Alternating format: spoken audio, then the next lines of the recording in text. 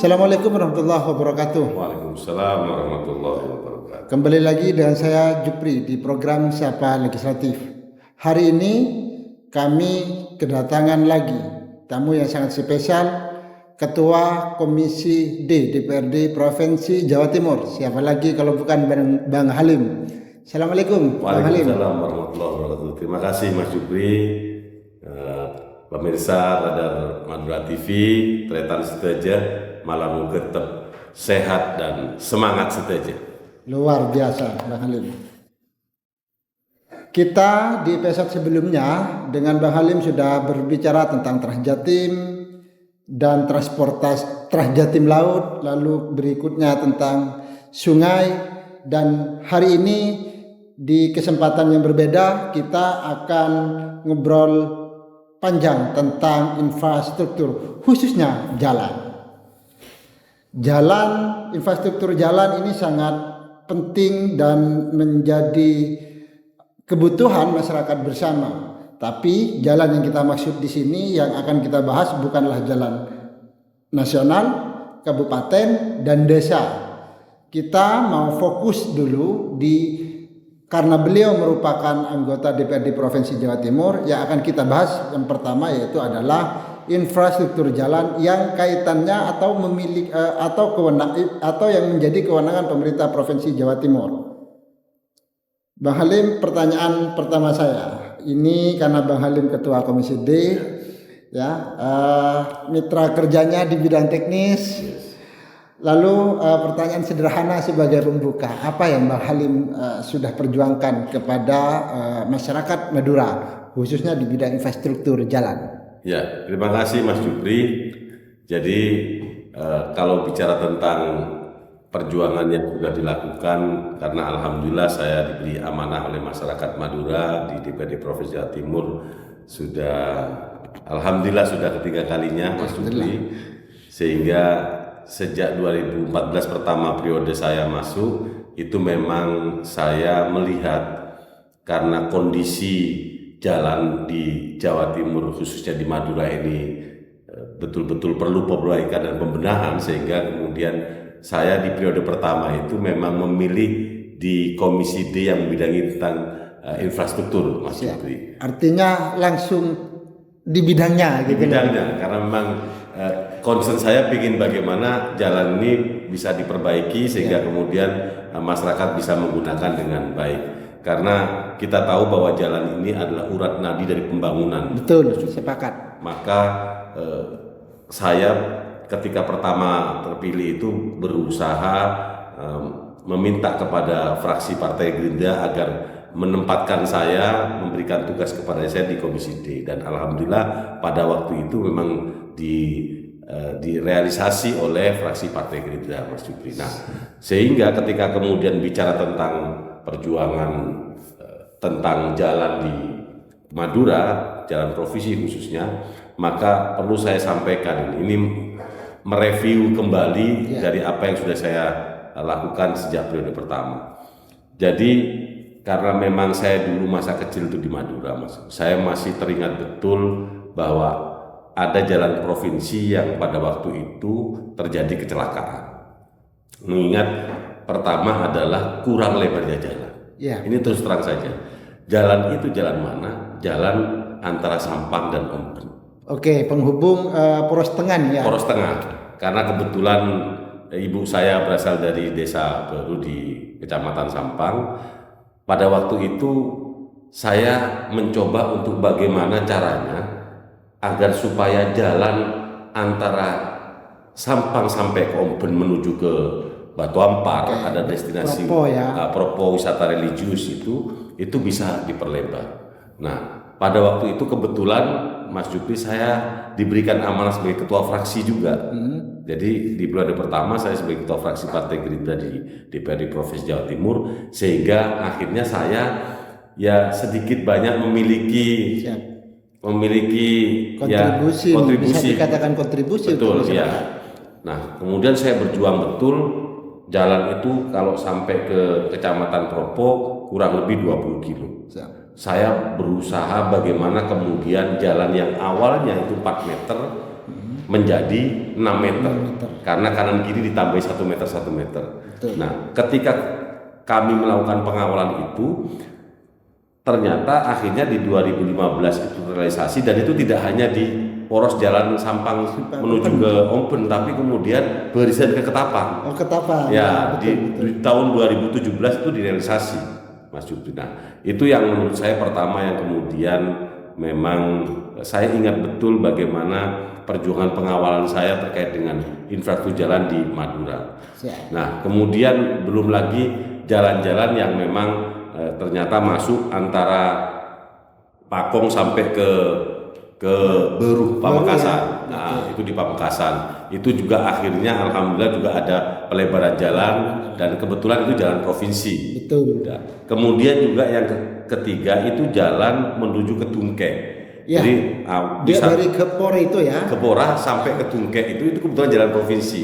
Dan pada waktu itu kita juga meminta kepada pemerintah Provinsi Jawa Timur, dalam hal ini Dinas PU Bina Marga, untuk melakukan pelebaran di sana. Dan alhamdulillah di tahun 2018 itu dilakukan pelebaran. Jadi alhamdulillah. Kenapa kemudian Bangkalan? Karena Bangkalan sejak tahun 2014 itu akhirnya jalan yang dulu milik provinsi, antara jalan mulai dari Bangkalan menuju ke Tanjung Bumi, Ya. itu akhirnya diambil alih oleh pemerintah pusat Menjadi jalan nasional. menjadi jalan nasional. Kenapa demikian? Karena memang ada rencana adanya pembangunan strategis nasional, yaitu pembangunan Tanjung Bulu Pandan. Nah, dari situlah kemudian Bangkalan sampai hari ini tahun 2025 Mas Ubi itu tidak memiliki jalan provinsi. Ya. Begitu Mas Ubi. Betul. Pemirsa, menarik kita bahas. Dari 4 kabupaten di Madura hanya tinggal Kabupaten Bangkalan yang belum memiliki jalan provinsi. Bang Halim, selain asli sebagian orang Sampang, sebagian orang Bangkalan gitu, kira-kira menyikapi hal tersebut, kondisi di mana Kabupaten Bangkalan belum memiliki jalan provinsi, apa nih yang dilakukan agar setidaknya beban pemerintah kabupaten bisa berkurang, dialihkan kepada pemerintah provinsi? Ya, ada 2 regulasi Mas Jupri. Pertama ada Undang-Undang Nomor 2 Tahun 2024 tentang jalan. Kemudian turunannya itu adalah Peraturan Daerah Nomor 1 Tahun 2014. Sebetulnya Undang-Undang Nomor 2 Tahun 2024 itu perubahan dari Undang-Undang Nomor 38 Tahun 2004. Ya, jadi turunannya, di mana ada akselerasi yang kemudian bisa dilakukan, Mas Jupri. Artinya apa? Artinya pemerintah pusat maupun pemerintah provinsi itu sebetulnya bisa membangun jalan kabupaten.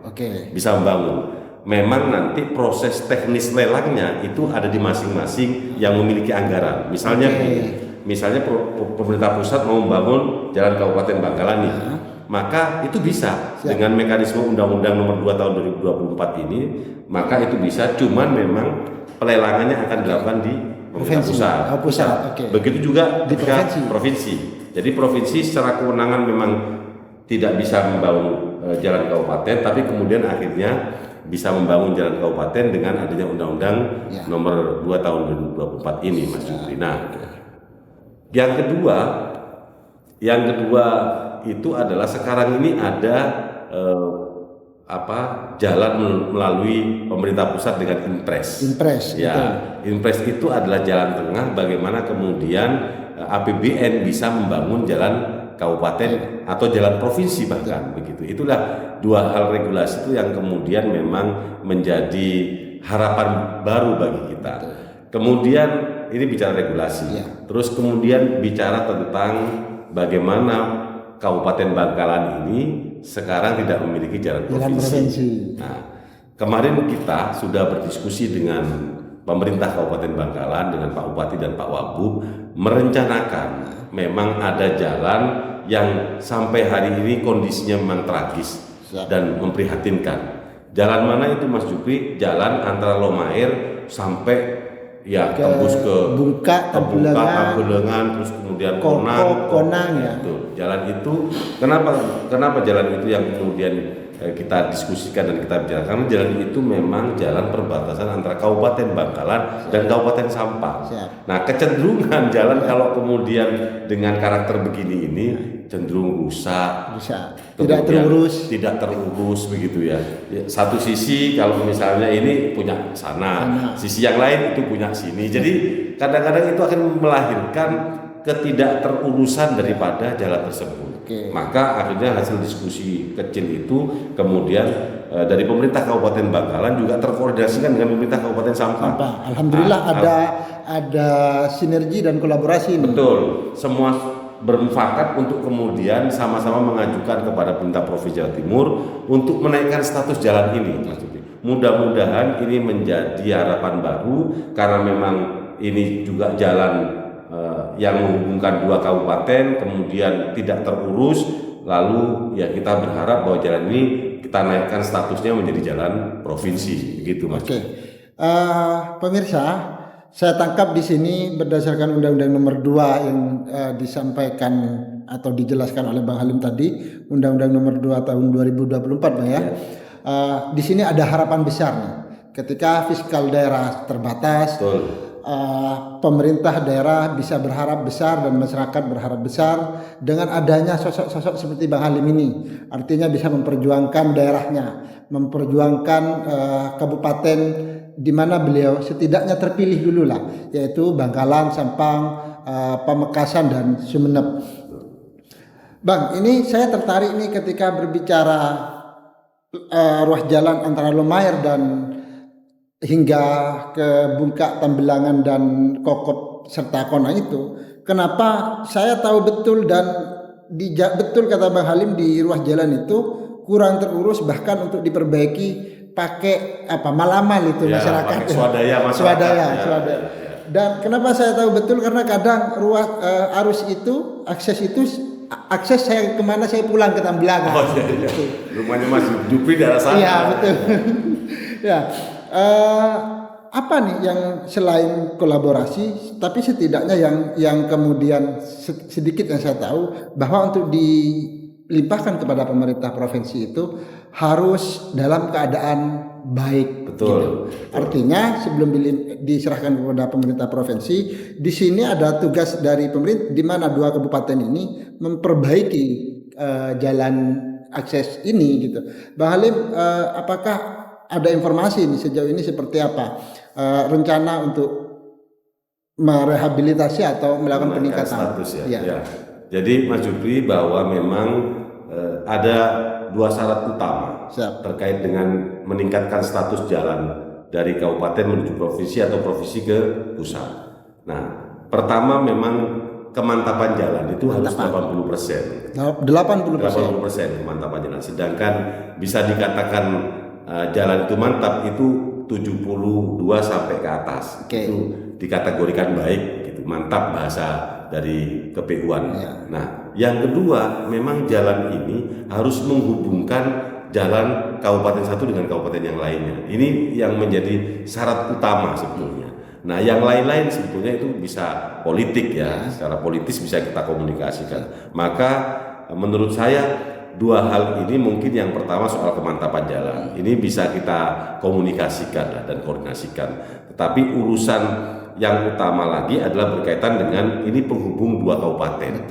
Dua kabupaten. Maka ini jalan politik yang akan kita tempuh. Saya sudah menyampaikan dan berkomitmen kepada Pak Bupati Sampang maupun Bupati Bangkalan bahwa saya akan kawal ini dengan serius, bahwa hari ini saya diberi amanah sebagai Ketua Komisi D yang mengampu dari leading sektor KPU-an Bina Marga. Saya sudah pasti berkoordinasi dengan Kepala Dinas dan ini memang domainnya dari Bapeda, Badan Perencanaan dan Pembangunan Daerah Provinsi Jawa Timur, yang kemudian nanti harus disetujui oleh Gubernur Jawa Timur. Maka semua langkah politik ini kita lakukan, kita kawal ya dengan tujuan bahwa jalan ini betul-betul bisa terselesaikan persoalannya. Karena kalau bicara kemantapan sampai hari ini jalan ini tidak terurus. Bagaimana jalan ini bisa jadi mantap kalau kemudian kondisi real dari tahun ke tahun ini jalan ini selalu kondisinya tidak baik. Maka itulah yang jalan politik, karena memang yang pertama dasar yang kita jadi pedoman itu adalah ini jalan menghubungkan dua kabupaten, dan ya secara politik kita akan lakukan komunikasi. Artinya selain ada langkah-langkah administratif, Ya. dan di situ juga perlu didukung oleh langkah-langkah politik yang hari ini kebetulan kita patut berbangga masyarakat Madura, karena salah satu wakil kita saat ini menduduki jabatan yang cukup strategis di DPRD Provinsi Jawa Timur, yaitu Bang Halim, dan kita sudah dengar langsung komitmen beliau untuk kemudian berupaya memperjuangkan ke segala kebutuhan masyarakat, khususnya di aspek infrastruktur jalan. Bang, ini kalau berbicara soal jalan provinsi, sebagian sudah cukup bagus. Kalau Bang Halim tadi menyebut di ruas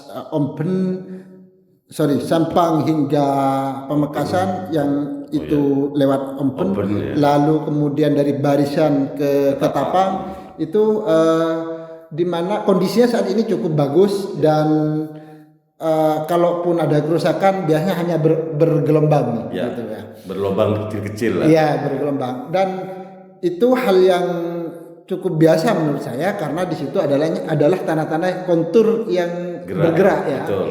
Bang Halim, pertanyaan berikutnya, adakah kemungkinan skema di mana pemerintah Provinsi Jawa Timur ini nanti ke depan akan beralih menjadi betonisasi, tapi memang kebutuhan anggarannya lebih besar Ya, gitu. Itu jadi Mas Jupri, sekali lagi kita ini juga harus mempertimbangkan kekuatan fiskal kita ya. Kalau maunya pemerintah itu pasti berharap bahwa ingin menyelesaikan sebuah kebutuhan, karena jalan ini adalah merupakan urat nadi pembangunan. Artinya bagaimana orang bisa berlalu lalang, bagaimana barang bisa berlalu lalang, dan segala aktivitasnya itu menggunakan jalan.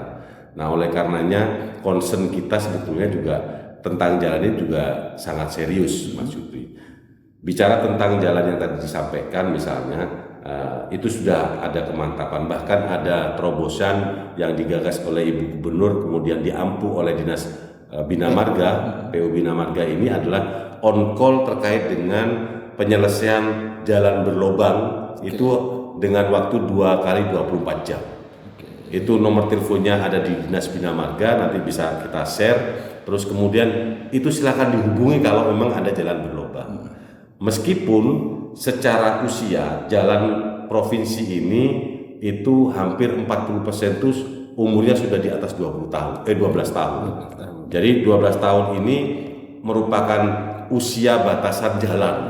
Dari 12 tahun ini. Maka kalau bicara tentang 40% itu ketika masuk di jalan yang berlubang yang dalam kategori usia sudah kadaluarsa, itu memang sulit dibetulin di sini. Betul.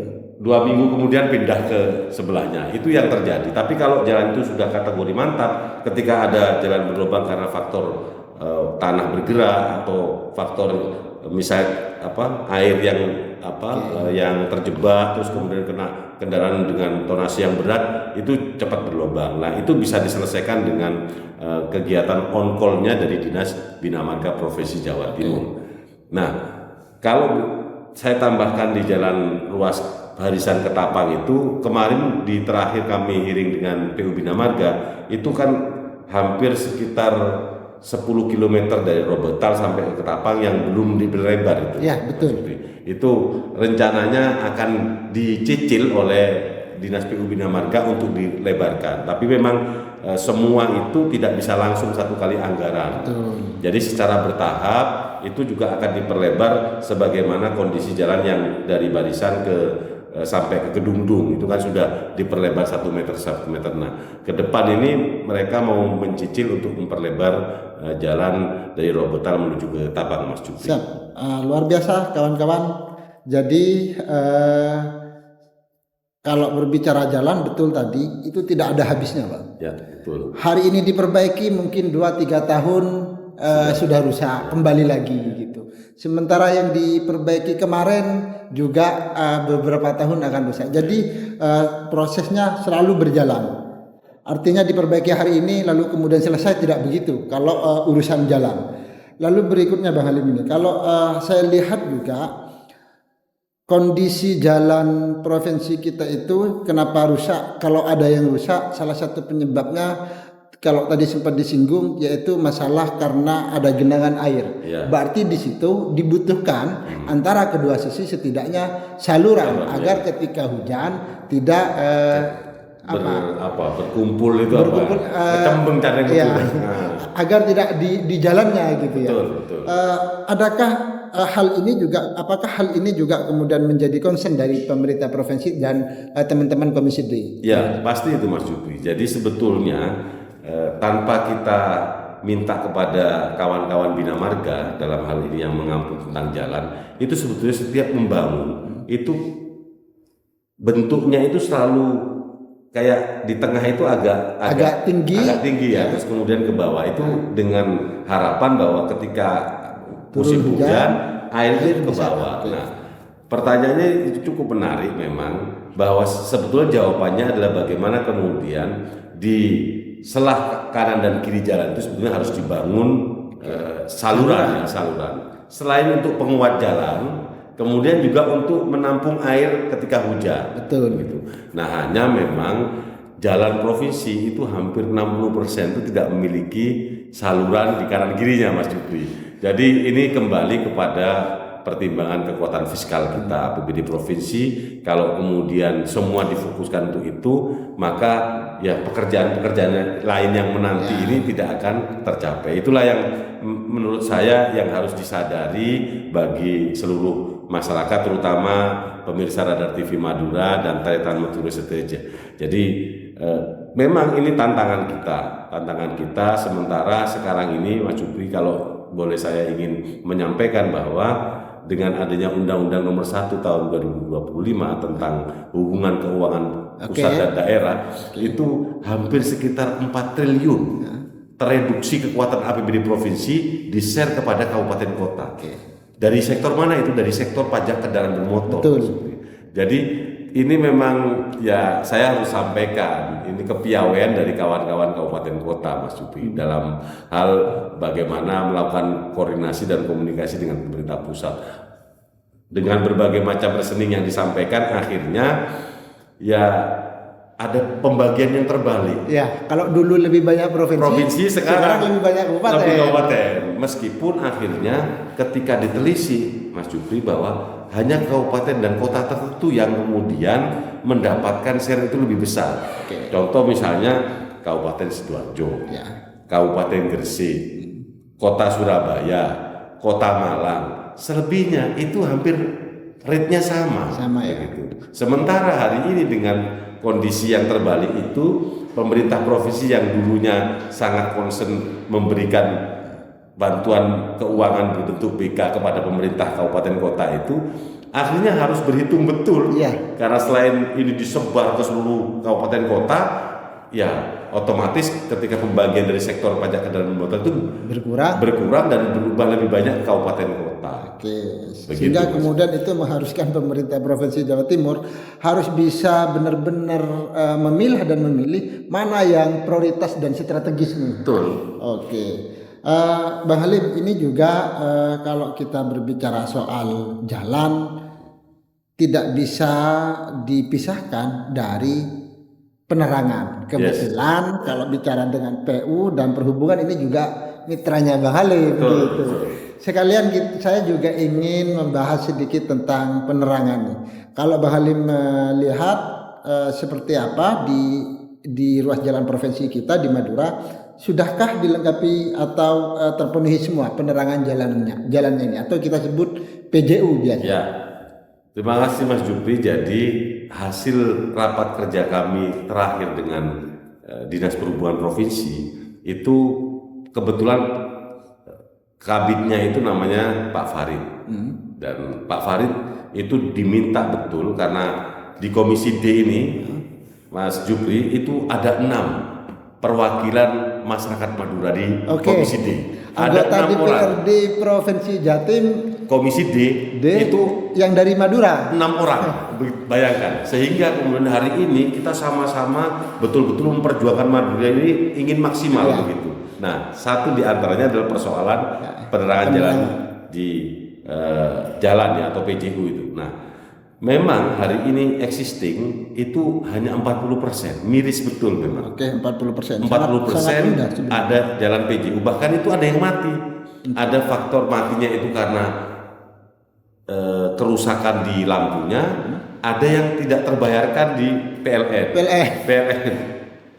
Kemudian ada kasus yang jadi nggak tahu ini tangan-tangan jahil yang tidak bisa dipertanggungjawabkan, menembaki daripada lampu-lampu tidak tahu itu kayaknya agar sengaja rusak berarti. Disengaja rusak begitu. Nah, sehingga akhirnya hasil dari inventarisasi kabit jalan di Dinas Perhubungan Provinsi itu memang secara perlahan ingin memberikan PJU penerangan jalan khususnya di jalan-jalan provinsi memang, Mas Jupri, karena mereka tidak bisa kemudian membangun itu di luar jalan provinsi. Nah, kondisi 40% artinya kurang 60% dan kerusakan-kerusakan yang terjadi ini secara perlahan memang komitmen mereka, karena memang betul-betul dikawal oleh teman-teman Komisi D yang 6 orang dari Madura ini, sehingga memang tidak akan bisa lengah atau ada celah begitulah kira-kira. Mudah-mudahan dengan komitmen bersama ini mulai tahun 2025 sampai ke depan ini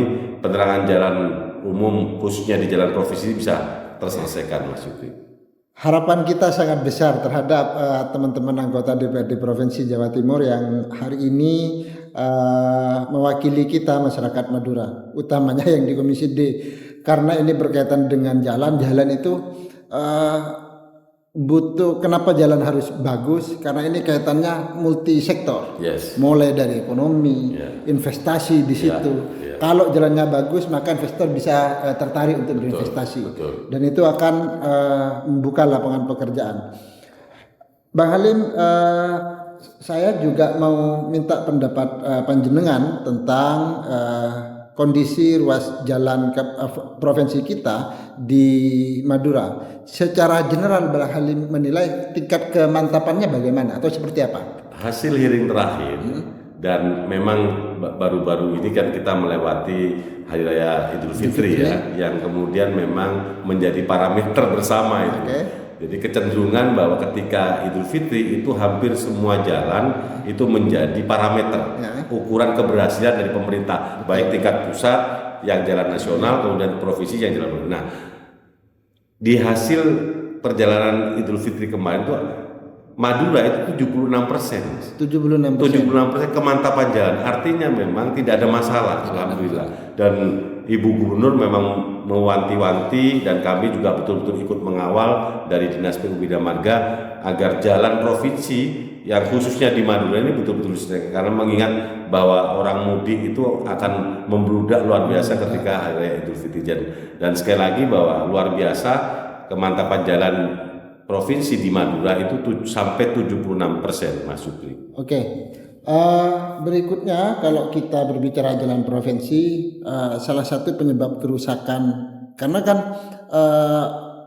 menjadi tingkat kedua kepadatan biasanya selain jalan nasional. Karena di situ banyak lalu lalang kendaraan, tidak menutup kemungkinan juga kendaraan-kendaraan besar. Yang mana tonasenya juga mungkin harus diperhatikan di Bang Halim untuk memperlama kerusakan gitu. Apakah hal ini juga sebenarnya menjadi perhatian pemerintah provinsi? Dalam hal ini adalah teman-teman Dewan dan PU SDA gitu. Ya, PU Bina Marga.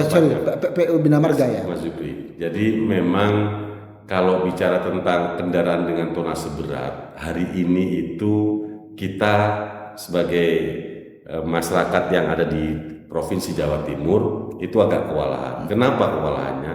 Hari ini kita tidak bisa memiliki alat ukur, Mas Jupri.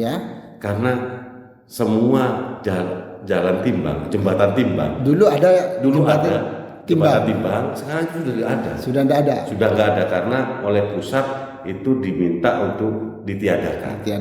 Maka akhirnya pemerintah itu tidak memiliki alat ukur dari tonase kendaraan. Padahal tonase kendaraan berat ini yang paling menjadi faktor utama yang mengakibatkan jalan rusak. Ini yang kemudian hari ini harus kita sadari, ini realitas. Yang kedua, sebetulnya penertiban tentang ojol, over capacity, overload dan over dimensi. Ini yang kemarin itu pemerintah dalam hal ini aparat, karena ini domainnya aparat penegak hukum ya, kepolisian, lantas khususnya di lantas itu concern untuk menertibkan ini. Tapi apa yang kemudian dilakukan oleh kawan-kawan, karena memang sekali lagi himpitan ekonomi, kebutuhan, kesejahteraan mereka ini akhirnya ngeruduknya itu protesnya kepada pemerintah provinsi di Dinas Perhubungan Provinsi Jawa Timur. Artinya apa?